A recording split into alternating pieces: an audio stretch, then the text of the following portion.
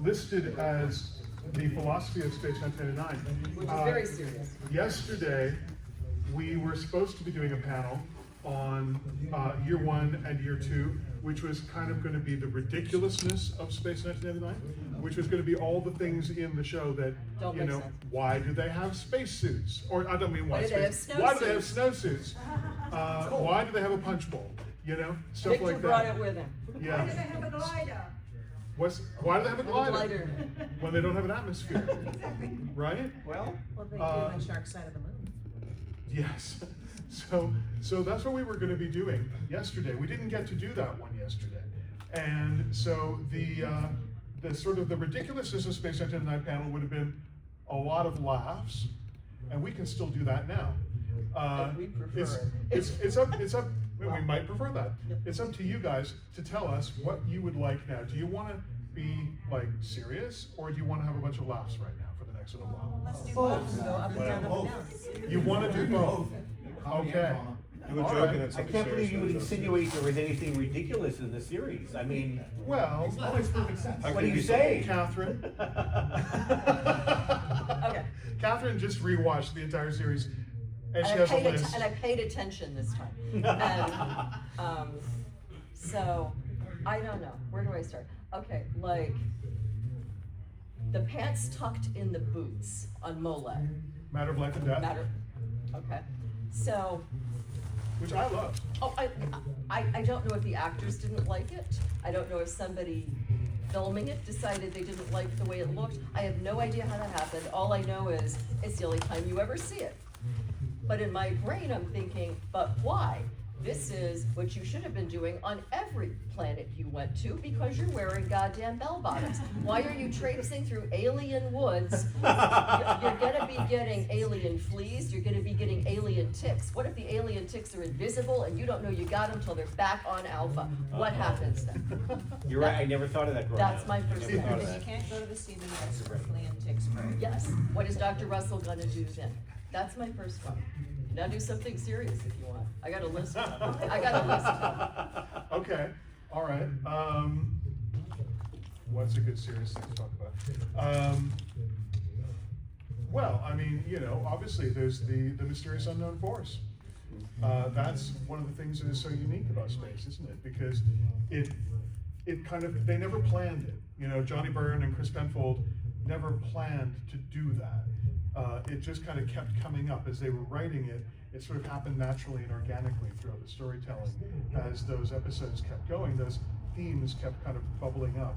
And there was, you know, came really prominent with Black Sun, of course, where they're, you know, literally, are you God? And there's no answer, right? It was good to have known you. And Bergman's, you know, God. So that's interesting. War games where Koenig is, you know, arguing and defending their right to exist in the universe against, you know, the aliens, saying that they're nothing but a fatal virus, you know, a plague of fear that would destroy their perfect world. And Koenig says, you know, someone or something is looking after us, God, if you like, and we will survive. So those themes, that became very prominent at those points, but there's all kinds of other things, you know, aura and the mystery of that. And it pops up in other cases too. Tell me where else it pops up that I'm not thinking of right now. The mysterious unknown force, kind of guiding them. You can say, actually, even in Breakaway, the fact that the Breakaway explosion would have, if it had happened, would have blown up just, you know, crumbled the moon, disintegrated the moon, instead of sending it on that journey. You can say that's the mysterious unknown force's involvement, because it has to get the moon going, because the moon is destined to be there to encounter Aura Black at that Sun, point in something time. brought us home. Something brought us home. Yes. Testament of Arcadia, something stopped us. Testament of Arcadia. Stops, and then Literally. you're done. Time to keep going. Literally, exactly. That's right. Hi. Another place, another time. Isn't the mysterious force morally questionable because of all the people that got killed on Earth when it happened? Yes. Well, but Their fate. It was their day. It was their. what is the quote from Testament of Arcadia that Luke says to Helena toward the end of the episode, he says something about when the lines of fate meet the tools they use. What is that quote about the tools they use? I can't remember the specific words, but yeah, it's absolutely morally questionable, and the Alphan, journey. They had other things that happened. I mean, they potentially killed the space brain Yeah. that was such a vital part of that universe in that area. There are morally questionable things there, but that's part of the whole theme of the show. That they couldn't have gone out there if they wanted to. They weren't meant to be out there. It was an accident. Except they were meant to be there because the mysterious unknown force needed them to be there. Ara needed them to be there so that her people could then evolve to the next form of existence for themselves. So there's a lot of intertwined complexities related to that go through the entire first series. Hi. Can you get the mic back for the battery? Would you like the mic? Yeah, so I could take the battery. They told me, boy. Okay. Yeah. All right. I'm loud enough. That's okay. Yeah. Is that enough of that particular subject? Do you want to talk about the mysterious unknown force anymore? Anyone? Kathryn, tell us something else that's ridiculous. Okay, well, having rewatched everything, one that I can live with the alien of the week. I can. For the most part, I can even live with their outfits, although there's a couple in season 2 where I do believe the costume designer should have been executed in the Pinewood parking lot and their heads put on pikes out by the gates. But Bubble wrap. but bubble wrap. Mostly though, I can live with the alien of the week. I can, because that's just, Steve, join us. it's a sci-fi show.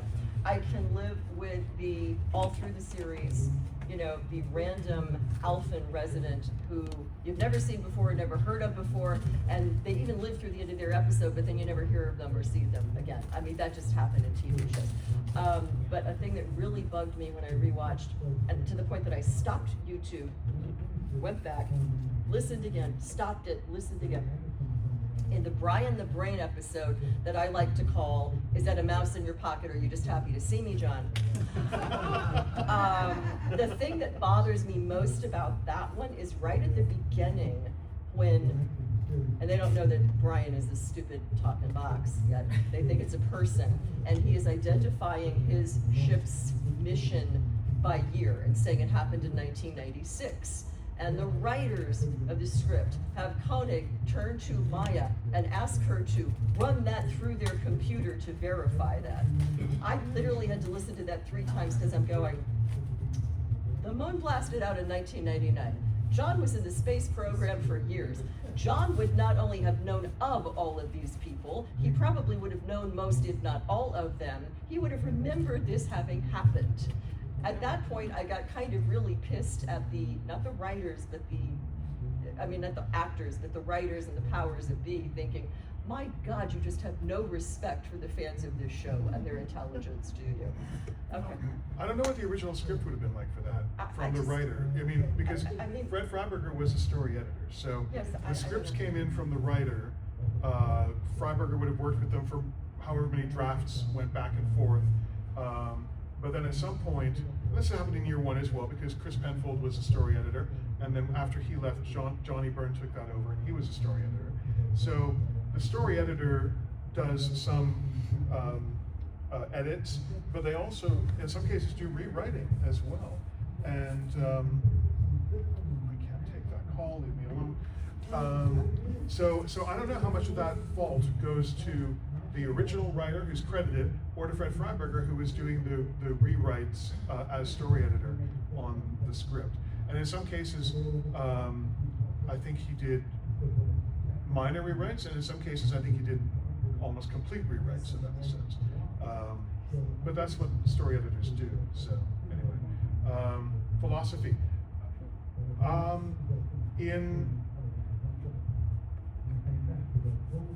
In Voyager's return, there's one moment that I always think is a really interesting philosophical moment that makes you think and wonder about, and it's different in different parts of the world.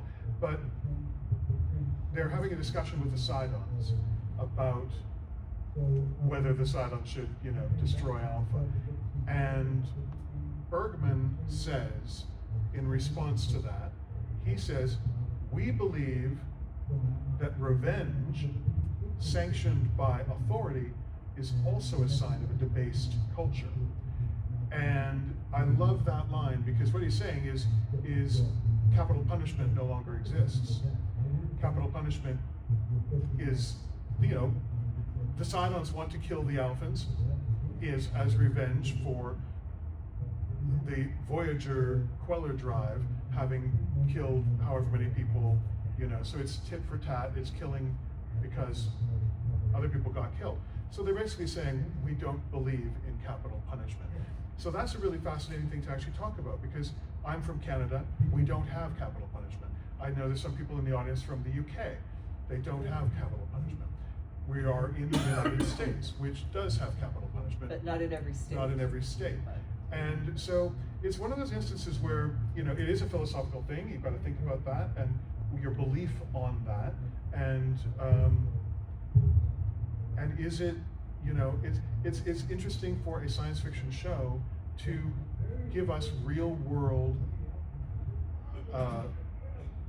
conundrums, questions that we have to think about, and it's a line that goes by quite quickly. How many of you actually thought about that being a reference to capital punishment? Raja says yes. And did it make you think? Did it make you question? Say, oh, well, okay, the Alphans don't believe in that. Does that means perhaps that Earth, by that point, in the future? On the other hand, one of the things that I like about Space 1999, and one of the things that Johnny Byrne said was one of the strengths, is these are recognizably us. These are just us 25 years after the show was aired. Yeah. So we're not some sort of perfect space people the way that Star Trek tends to go to and so on. Yeah. So that could, for all we know, that could be Victor's personal belief, or it could be maybe still He says some we. regions of the world. He says we. But is he referring to The Alphans. the Alphans, the community that It is could be the built? Alphan situation, the Alphan belief, because by that point, how many days from Earth orbit are they? Oh, geez, I don't know. Also, of course, the situation. Sorry, Raja? Also, of course, the situation on Alpha is rather different from the situation on Earth would have been. On Alpha, presumably, they would really want to retain as many people as possible, whereas on Earth, maybe they're less valued. We don't know. Yeah. Well, I mean, overpopulation and all of that. Wasn't there like a World War III kind of like Star Trek too? The World War III was, but it was never mentioned in year one. It was mentioned in year two. Excuse me, that's another one of mine. Okay. Okay, we're going to, this is segueing Segue into that. This is segueing into the ridiculousness again. Okay. Yeah, that. Mind you, I think it's actually a very nice scene It's a beautiful scene. between John and That Maya. scene- Some of Martin and Katherine's best acting. I really do think it's a very nice scene. I love finding out a little bit of backstory about Maya. I think it's a lovely scene. But you got John mentioning this vast World War III that took place, I believe it's 1986, allegedly. And Just a few years before. so literally every single person on Alpha, except for Jack Crawford, I refuse to call him Jackie because it just makes me visualize Kennedy Onassis. I'm not, but every other human on Alpha would have lived through this. And if it was as vast as he said it was, then probably every single person on Alpha would, if not personally lost someone, would certainly know someone who was. And yet, this is never referenced again. Or before or after, by any other person on Alpha. So my solution to this is I say, clearly, since he'd already been injured, he was already feverish and delirious, he just wasn't showing it that much yet. They're gonna get back on Alpha finally, eventually. Maya's gonna say something to Helena about, oh my God, John told me all about this traumatic situation with him and his wife, and Helena's just gonna look at her like, what?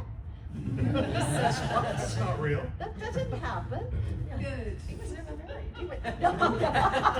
But the rules of Luton didn't have anything else ridiculous about it, except obviously. Obviously that, I mean, the rest of it made total sense. Scientifically, speaking, the talking power mad trees. Did anyone else notice the trees outside the hotel? you go out the front doors and they've got little potted trees. They actually look very much lined like. up there. They look like the judge of Luton. So careful what you eat around So them. not take any of those leaves or flowers Don't as eat you any- walk, as you walk by the Don't eat any berries around them. Do you need something? I'm very disappointed. I was told this was going to be a very serious panel. We're alternating. Yeah, we're alternating. We're alternating. We're gonna get serious. in Yes, a we minute. are. Just wait 5 minutes. We were, yeah. Wait 5 minutes. Serious is boring.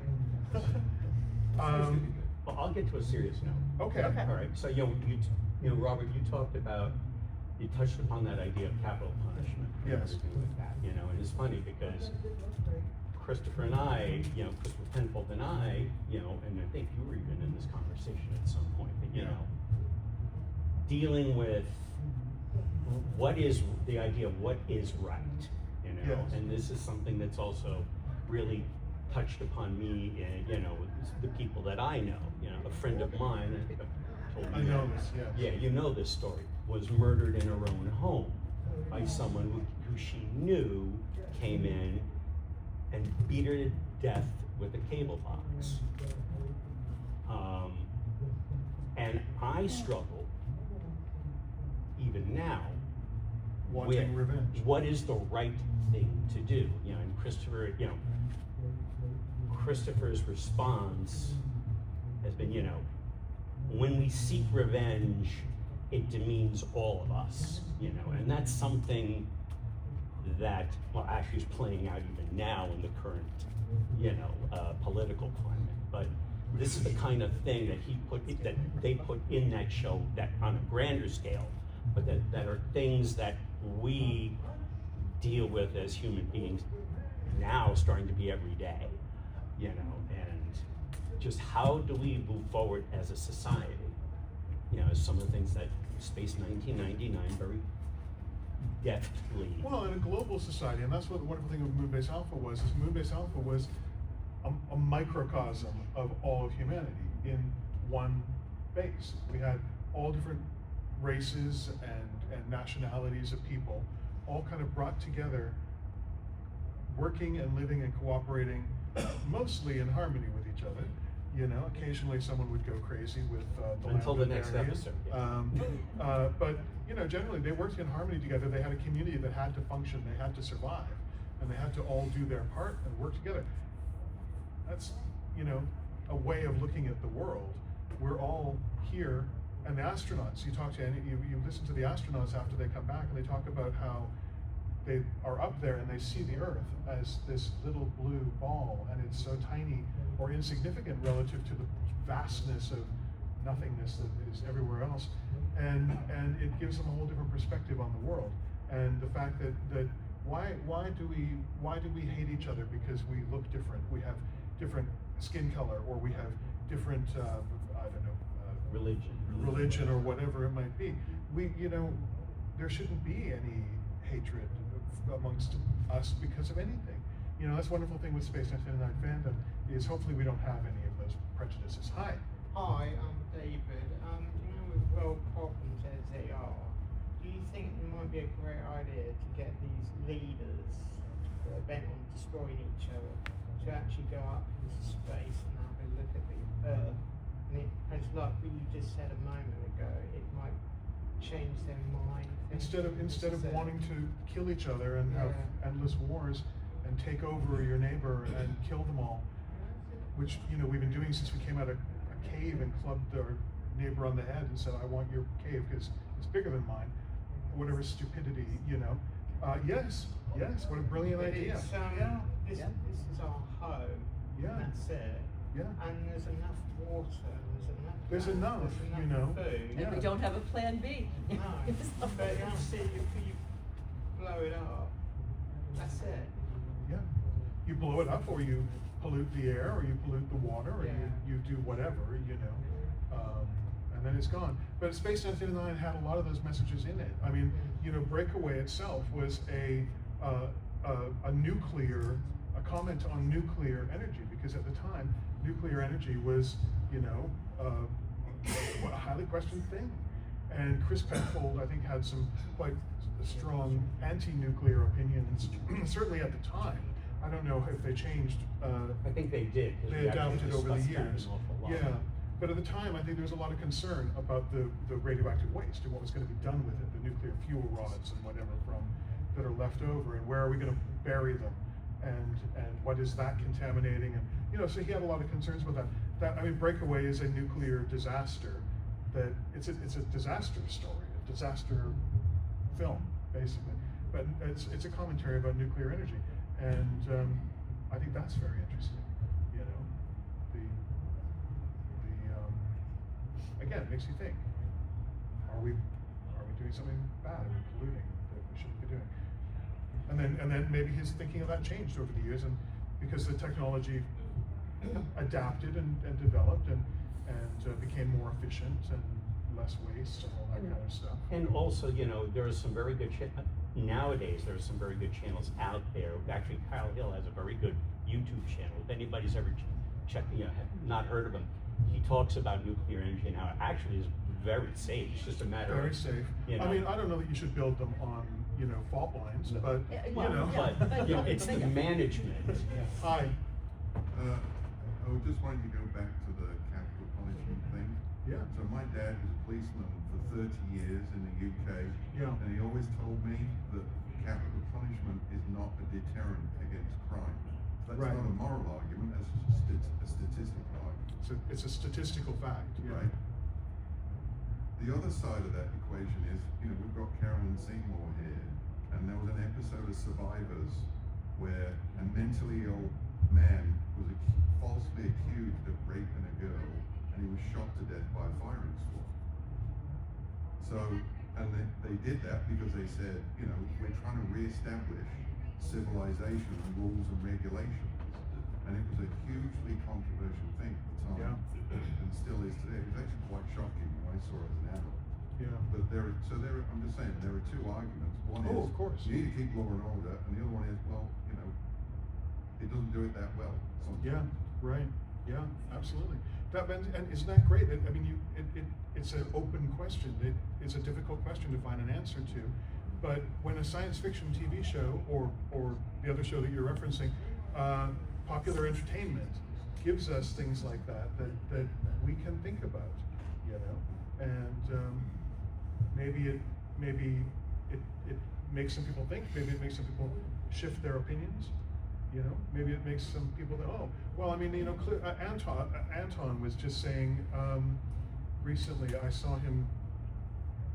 I don't know when I saw him. I feel like it was very recent. Anyway. You saw him last year, but No, I know, but I feel that it was more recent on a video call or something. But anyways, Anton was saying that how great it was that on Space there were these black characters who they were just there. They were doing their jobs, you know. They were doctors or they were whoever, and he said that was rare. That was rare on TV at the time, you know, to see that. And there was no comment made about it. And Johnny Byrne had made a quote as well that, you know, there was never any talk about different races or different sexualities or anything like that. They just were, you know. there was a female CMO. I mean, Exactly, that's right. Yeah. I mean, yeah. and as a woman, I mean, they got it wrong a fair amount just because, you know, we're talking about the 70s and all the writers were men. But I have to say, and they wouldn't have known the phrase power couple then, you know, but I think they would have understood what it meant if you could go back in time and say it to them.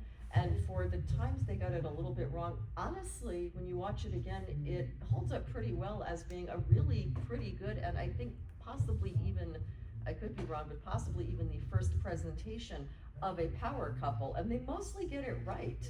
I mean, they're not completely equal in responsibility, not exactly. And I mean, obviously he, as she mentions in the John Doppelganger episode in season 2. Seed of Destruction. That guy.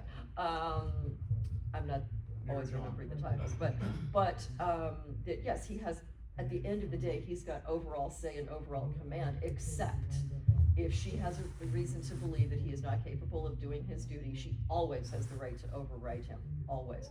And so it's, honestly, they did a very good, I think, overall, for the 70s, a good representation of what we would think of today as a power couple. I think they mostly got a lot of it right. Well, they both complemented each other. Yes, sure. well, And we yeah. saw a similar kind of dynamic in other shows, like X-Files, you know, Yeah. Mulder and Scully. Yeah, but you this, know. but this was earlier than that. Right, I mean, no, I'm right, not, I'm I'm not saying. sure if there was a show before Space that actually managed to do it, or at least do it as well. Right. But wasn't it produced by a power? Well, Because- yes. Jerry and Sylvia. There you go. Yes, Sure. yes. Yeah, Exactly, yeah, absolutely. good point, yeah. And anyone out here have any, yes? Oh, let's get back to the humor side. So Yeah. if you're of the age to have the poop scared out of you, which episode scared the poop out of you the most? Oh, Dragons. that's obvious. It I was. would Obviously. say Death's Other Dominion, the end scene was pretty close. I was- End of Dragons, End of Death's Dominion is great. Force of Life is another, Oh, yes. It's you know, scary. good one. Troubled Spirit. Troubled Spirit Troubled is an awesome, Spirit it's a is- haunted is- house is- story. yeah, basically. Basically, So you we know. basically have at least, what, 3 episodes where you see an incinerated corpse? Yeah. What's the Dragons Dominion, you see it for half of it. Oh, Yeah. and the one with the corpse there on the eagle, That's Other Dominion. Death's Other Very Dominion, end. I mean, it happens, I think about some. There's no warning. What, no, there's no warning, and so, like, I've actually done a fanfic of it that mentions that in there, where I make it much worse than it is, because if it was made today, I was visualizing, honestly, it happened so quick, and so, just so instantaneously almost, and that was not like a skeleton, that was like a gooey, wet Yeah, skeleton. decomposing. So poor Helena, she wouldn't have just had she would have had goo in her hair. There would have been blood spattered all over that cabin. She would have had like chunks of stuff. It Oh, would have smelled good. and when I truly believe that ultimately they would have had to have like just taken those seats out and destroyed them. I don't think they would have gotten the smell out of it. Just take it out on the room surface. Yeah, just throw it out there. Raja, you, So one of the great things that I've learned by coming to these conventions and talking to fellow fans and so on, the writer John Kenneth Muir, he pointed out that, and it had not occurred to me at all until he pointed it out. Space 1999 is very much science fiction, but it's also horror. About yeah. seasonal pleasure, and that was Yeah. something that never even occurred to me. So we're talking about some of the gory deaths, but there are other very frightening deaths as well. I mean, Simmons' fate in Earthbound. yeah, Oh, yeah. yes, the End of Earthbound, I mean, you know, he's imprisoned in that. It's not graphic. It's not graphic, but it's awful. Still You know what it's but- going to be. You know what it's gonna be. Well, Yeah. he's either there's no air in there and he's gonna die really quickly, from asphyxiation, or if there is air in there, he's gonna die a little bit sooner, but a little bit later by got 3 days. not having any water, not having any food. No, I mean, it's not a pretty end for Simmons, either way, you know. Hi. Just going back to Dragons Domain, I just had a question because I was talking to some others about this. How many who saw it as a kid? Did you ever have trouble with those underwater swimming pool lights after Dragons? Oh, see the Domain? eye. You ever swim underwater and the light is on? See, another thing that never occurred to me. I didn't have a whole. Yes. I wonder if maybe anybody can comment on this, something I was just thinking about now, is that a lot of aspects of the show for that time could never have been on network television, like the graphic skeleton and maybe some of the philosophical issues too. They weren't getting notes back from the network telling them to change things, like other shows. I understand. It's in England- network to the UK. Yeah, but in the UK, was it playing, I went somewhere playing Saturday mornings, is that right? Yeah. Not when it, in, where I lived, it didn't happen Saturdays when it was first run, but by the time it ran again, maybe 2 or 3 years later, it popped up on like the fourth affiliate, you know, you'd have like ABC, NBC, CBS, and then there was like a local channel 44, you know, and it turned up on that on Saturdays. So I saw it on Consensus Bay Area, and I remember right, it was airing on Saturdays at 7 p.m. Yep. So I was that's there. early in the day. I mean, I can understand networks have or they used to more mature shows, we're supposed to play like 9 or 10 But later. at 7 This p.m. was is 7 not p.m., prime this is time, when no. kids are watching. Back then on the network, that was called the Family Hour. Yeah, I remember, oh god, the first time I saw Dragon's Domain, oh god, yeah. Well, Channel 44, they put it on Saturday afternoon, where Oh, like yes, even anybody, more. any More kid's so. gonna, you know, come Yeah. across it, so. Back there? So in the UK, it was shown, it was networked, but it was on at 7 p.m. on a Thursday, and I think the watershed, what was called the watershed, was 7 p.m. The difference between children and families. Is it 8? Is it? Okay. But they repeated it on weekends, and I remember watching it on 1 p.m. on a Sunday when we were all eating their Sunday lunch, watching Dragon's Domain. And even more shocking then, right, than it would be now, because that's, as we know, 50 years ago. Because of the movie, then that would be probably a rated R movie. Yeah. The rated R Oh, movie totally. selling enough to be on Yeah. the network. It still would be now. But the network's saying, hey, a show about a moon, the moon and space and all that, Space, yeah, they're not sounds like thinking about Yeah. barbecue bodies. Yeah. Well, that's one thing, maybe that was a factor in the network's decisions not to, take the series in the end. That could have been. Although there was a deal at one point. They had an offer, I think it was from ABC, but the offer was only to take a guarantee of like 12 or 13 episodes. And so it was like, well, no. You either take them all or you don't, but we're not doing a partial deal. And then they went to syndication. Hi. I was watching The Last Sunset, and I couldn't get over how they were given an atmosphere, Yes. and they suddenly pulled the window down. Well, no. That does not count as ridiculousness. That was scripted. It was even filmed. That there was a scene where because they had an atmosphere, they thought it was going to stay. The technicians started to replace certain windows. That window had blown out in an earlier scene, right? So they had to replace that window. But because they now had an atmosphere, they replaced it with an openable window, which you would do. And then later, when the probes come back to take the atmosphere away, they would have had a little scene where they replaced the window with a standard window again, because they had to, because the atmosphere was going away. So technical section would have done a rush job to replace that window. But it is not an element of ridiculousness, because it was in the script, it was filmed, there are images, still photos of it, of the technicians doing that replacement of the window. It just got cut from the final cut of the episode. It's in the novelization as well. I'm sorry, Dallas? They describe it in the novelization. In the novelization as well, yeah. So I think it's a wonderful thing. You would do that. You would do that. If you had an atmosphere, you'd say, okay, well, we want to be able to, Let some fresh air in the bed. have some fresh air. Yeah. It's a pass. So, yeah. One of the original scripts was auctioned last year in London, 1999, and it had that original That part scene, where they took. The scene it's on the catacombs as well. Yeah. You can go to the catacombs and they'll have the description of that, and I don't know if they have the actual pages. They have photos or a photo of the cut Should scene. they have actually put that bit in when they were actually replacing the window? Well, I mean, you would have thought that they wouldn't have cut that. But I they mean, did. they had to cut something obviously from the episode in order to get it. They obviously had more than they needed, right? So they had to cut something. That was the bit that went. And, to this day, people keep, online group, you can be in a group and that will keep coming back. Yeah. So, But, go ahead. Surely the more worrying aspect of that episode is when they talk about it starts raining, they're in a crater, and Yeah. they think they're going to get drowned, but then they never mention it again in the rest of the episode. right. It Well, didn't- it it kept didn't- it didn't rain enough.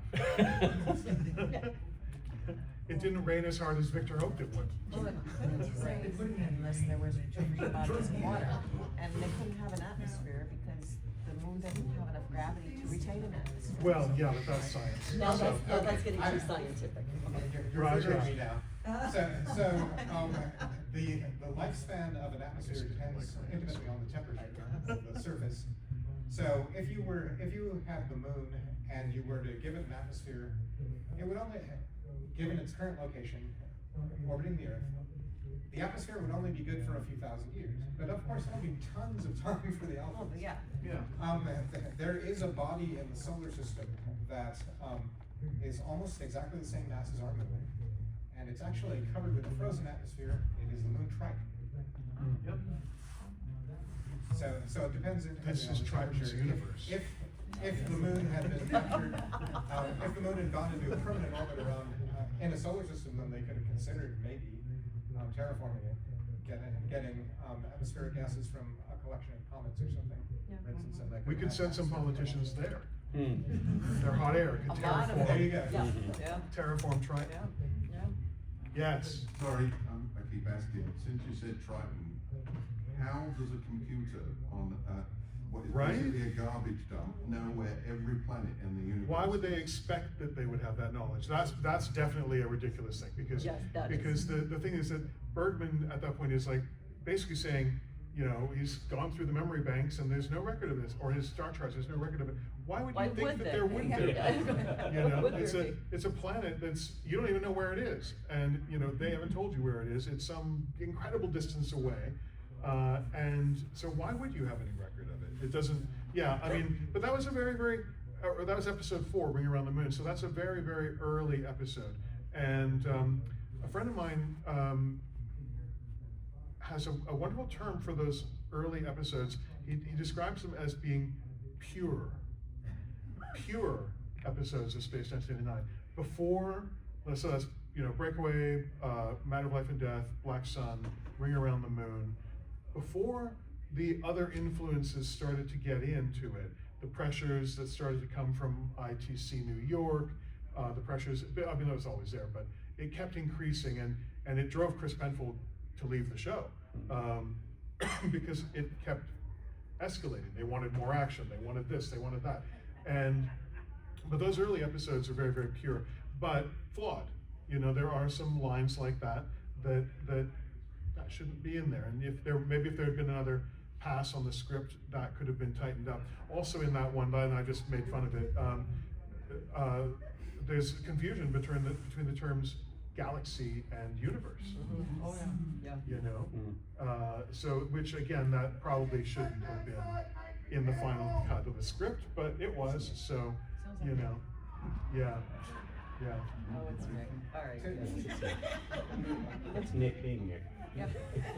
Well, just one comment I wanted to make. A lot of shows are like that. What happens in the early episodes doesn't necessarily match what happens in the later episodes. Yeah. I mean, Star Trek famously has several changes that happen from the early Star Trek to later in the series and so on. Sure. Yeah. Did we want to have any more philosophical stuff, or did we want to have any more ridiculousness? Sure. Evil rocks. Fun fact. All these scary things we are talking about. The scary things, yeah. In Brazil, the second season was renamed to Terror in Space. I think a bit late because the second season was. Yeah. It was because they saw the first season. Yeah. It's another season of the same show. Yeah. It's gonna be terrifying again. It was late. Terror in Space. Okay. All right. That's interesting. I don't think I'd ever heard that before. Yeah. When I saw Terror in Space, wow, what's the new? Wow, what's the old good Space 1999? Yeah. Here's something I was thinking of this a little while ago when Kathryn was talking about something to do with year 2. The way I like to look at it is interesting that, you know, in Another Time, Another Place, the Alphans duplicated, right? Who's to say that they only duplicated the once? There's that. And they encountered them. But what if they duplicated another time? What if they duplicated many times? What if there are multiple different universes of Alphans? But I think that when we meet the Alphans of year 2 with the Metamorph, I think that they are an alternate universe Alphans who actually just literally spring into being at that point in time. You know, we have just, like, coming out of this space warp, we've just survived our second encounter with a space warp. And our population is 297. Well, it isn't if you've been watching year 1. It's not. Because they killed way more people than that in year 1, from 311 down to 297. No. That's what I was going to go do next, was the population. Yeah. It's just So like, what should be the actual number? So I think that actually the year 2 Alphans are an alternate universe. The base is physically different, it's designed differently. The Eagles are different, they don't have a stewardess section. The characters are different. Flight attendant. Well, I'm married to one. Well, okay, well. Is yeah. he a stewardess? No, he's a Dave flight is a attendant. stewardess? I mean. So, and I think that the characters are different. I mean, the head of security is Tony in both seasons. It's a different Tony, but it's still a Tony. We see him briefly in year 1, and he's basically head of security. That's the multiverse. It's the multiverse. The whole character of Helena is different. Helena is a different character. And she has better hair. John is a different character. Don't we have a solarium You know, in season 2 that we didn't have in Bergman 1? isn't there. You just didn't see it. Sandra I know we is didn't Sand. see it. Sandra didn't is see it. San. You know, Yeah. she's a different. She's always Sandra to me. She's always Sandra.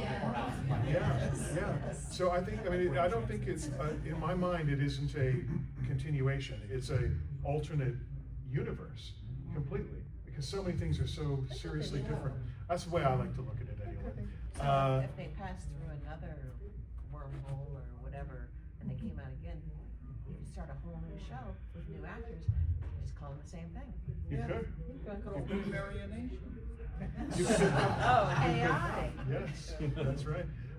Yeah, how many people were killed? Okay, well, it's hard to get an exact count. First of all, I take umbrage with the 311 total, because the only person you ever hear say that number is the newscaster that was on Earth. You never hear this number from anybody on Alpha. So I say that 311 is flawed from the beginning, because this was based on how many they knew for sure were there at the time as they were desperately trying to evacuate Area 2. Well, break up Area 2. We know right off the bat that at least, they lose at least 2 Eagles that we see. It probably was more, because they had the whole fleet working on trying to break this up, but there's at least 2 that they lose. There's probably, since you're seeing them working on it, there's probably 2 pilots, 2 people on both of those Eagles. You have to assume there are. So right off the bat, you get to know more than 307, no matter what the newscaster says. Probably people died during Breakaway. Probably they lost more than 1 Eagle, more than 2 Eagles. There are times when you're going through some episodes where, it's not a lot, but there's a couple of episodes where you're not entirely sure was there 1 or 2 people on an Eagle that they lose. Sometimes you're not sure. But in my count, from after Breakaway to the very end of episode 48, I came up with, as you're guesstimating, minimum of somewhere between 44 to 48 people. Now, there's other people that they had to have lost along the way just through freak accidents and other stuff. But we'll go just with the 48. That's still a lot of people. So where I go with this is all of this, we can't have children. You fucking better start. Pardon my language. I'm sorry. I swear a lot. We're all adults. You better start, because none of you are getting any younger, and pretty soon you're not going to have enough of you left to run the damn base. All right, because you don't know when you're getting off this rock. So you really need to start working on this. Making babies. You need to start. Anybody who wants to better start doing it. Well, 2 comments about that. One is that was one of the funniest lines I thought from the Battlestar Galactica reboot. Oh, yes, love the reference. When they were realizing their population was dropping, somebody says to the president, I think the president says, we better start making babies, and we need to get the hell out of here and start making babies. And I think Adama says, is that an order? But I mean, they truly need to start, or they're going to run out of alphas. They have to. So the other thing I wanted to mention is there's another fan, David Welly. I haven't seen him for the last few conventions. He actually did a tally of all of them deaths per episode and so on, and I forget what his numbers are. Yeah, but as you say, it's like I said, I came up with like 44 to 48 minimum, and I don't swear that I didn't miss one somewhere, on my tally, but minimum 44 to 48. Yeah.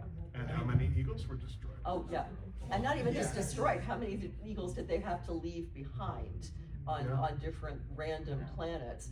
And how did they keep coming up with Eagles? Did they, in fact, actually, I mean, this is a reference to one of Katie's lines last night in the musical, whoever saw that, but I mean, did the Alphans themselves invent 3D printing? How did they manage to keep having enough Eagles? That's possible. I mean, we did see the hangar, there's a lot of stuff in there. There's a lot of Alpha stuff could in have there. had a lot of parts and technicians to. But they did lose a lot of Eagles along the way. There's one throwaway line where they say, I basically we have 24 serviceable eagles. Yeah. Yeah, I remember. Which implies there's more. Yeah.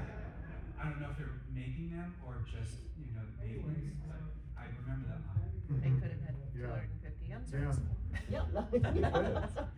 Yeah. Haven't they got an eagles tally on catacombs? I don't know if it's tallied individual people.